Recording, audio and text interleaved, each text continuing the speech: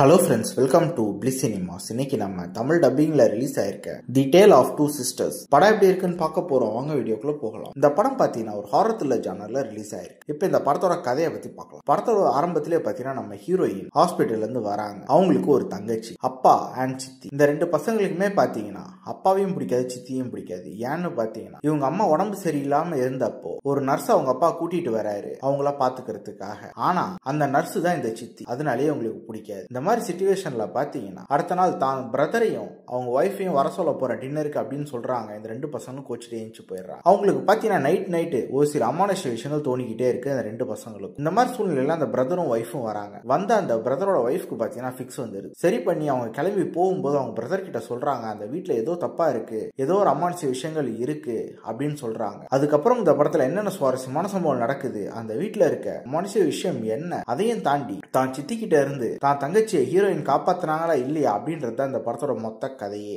இப்போ இந்த படத்தோட பாசிட்டிவ் நெகட்டிவ் பத்தி பார்க்கலாம். பாசிட்டிவ், தமிழ் டப்பிங் ரொம்ப நீட்டா லிப்சிங் கூட பண்ணி கொடுத்திருக்காங்க. ஸ்டோரி பிளாட்டும் பாத்தீங்கன்னா ஒரு இன்ட்ரெஸ்டிங்கான ஸ்டோரி பிளாட் தான். அது சூப்பரான எக்ஸிகியூஷன்லயும் கொடுக்க செஞ்சிருக்காங்க. பெர்ஃபார்மன்ஸ் பார்க்கும்போது படத்தை நடிச்சிருக்க ஒவ்வொருத்தருமே ஒரு நீட்டான பெர்ஃபார்மன்ஸே கொடுத்திருக்காங்க. குறிப்பா அந்த சிஸ்டர்ஸ் ரெண்டு பேரும் தரமா பண்ணிருக்காங்கன்னு சொல்லலாம். அவங்க ரெண்டு பேரை ஃபாலோ பண்ணாலே இந்த படத்தை பார்த்து முடிச்சிடலாம். டெக்னிக்கல் ஆஸ்பெக்ட்லயும் படம் சவுண்டா இருக்கு. சினிமோட்டோகிராஃபி, சவுண்ட் எஃபெக்ட்ஸ், பிஜிஎம் எல்லாமே நல்லாவே பண்ணி கொடுத்திருக்காங்க. ஸ்கிரீன் பிளேஸ் பார்க்கும்போது படம் ஆரம்பத்துல இருந்தே ஸ்லோவா தான் பிக்கப் ஆகும்.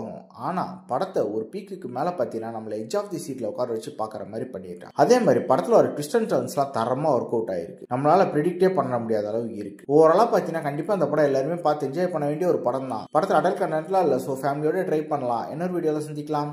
தேங்க்யூ.